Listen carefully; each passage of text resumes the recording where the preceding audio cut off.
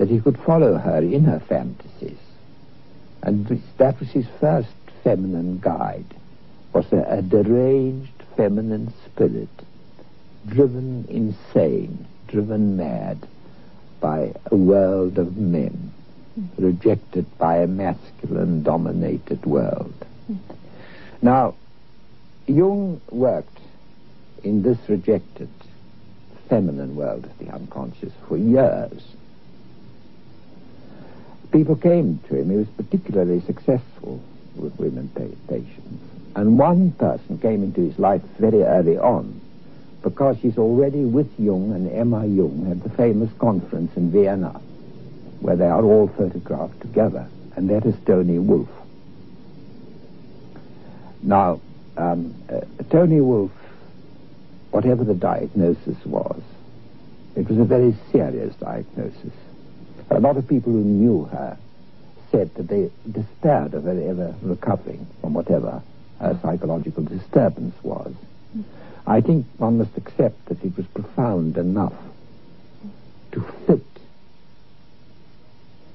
the rare, exceptional spirit she was, because in a sense, the rarer, the more exceptional the spirit, the deeper the psychological suffering.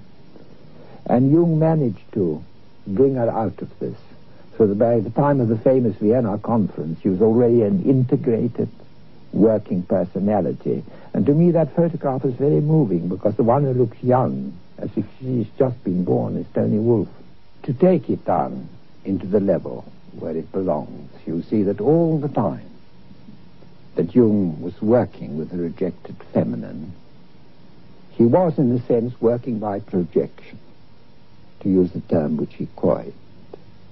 And because he was dealing with the feminine through the lives of the rejected feminine in others, an immense charge was building up in himself.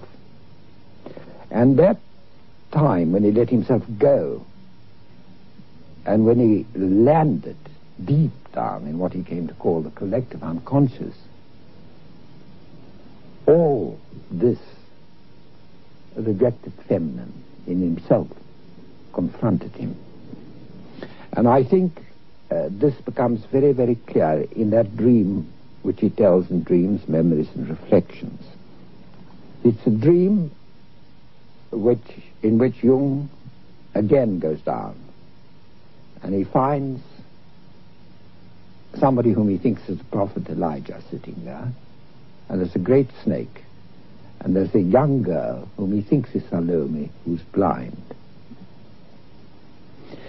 And Jung, in Dreams, Memories and Reflections, to my amazement, Jung deals in such detail with all his other dreams.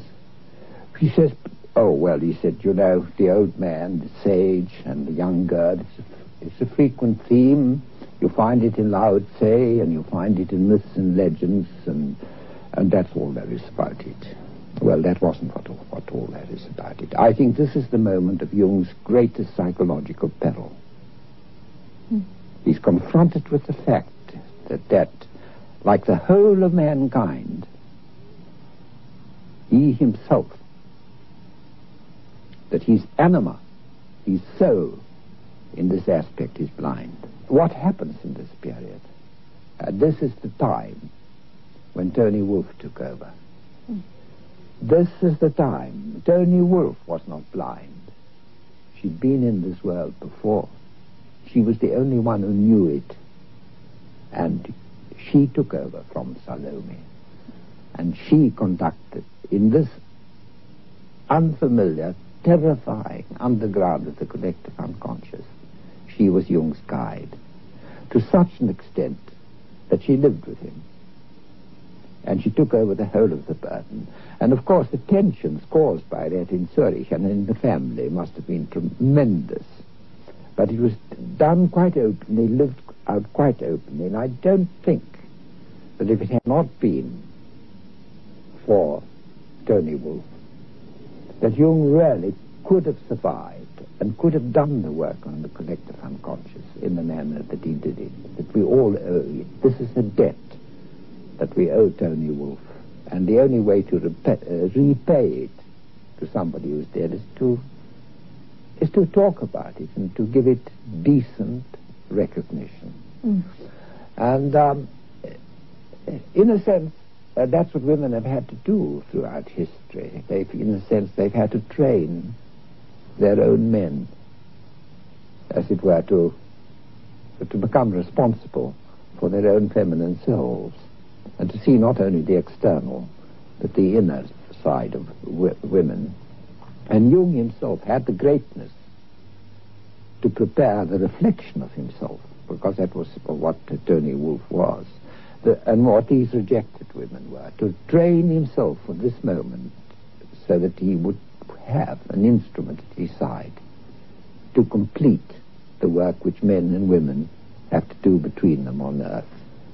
And I think that's very, very, that to me is one of the most important accomplishments of Jung, which led to this discovery then of the masculine in the feminine, of the animus and the anima, and that for the first time on earth now, instead of men being just a twosome or being a threesome, we're a foursome. We're so much stronger. The square is there. The masculine within the feminine and the feminine within the man. There are four. And therefore I think it makes the relationships between men and women much more difficult because they're more complex, but also makes them more meaningful and the potential infinitely greater.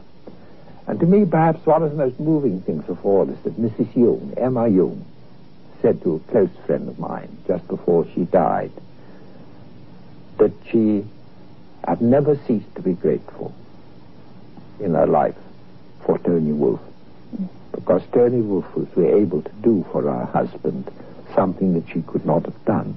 Jung wrote, "I cannot define for you what God is. I cannot tell you even that God is. But what I can say is that all my work has scientifically proved that the pattern of God exists in every man, and that this pattern has at its disposal the greatest transforming energies of which mankind is capable."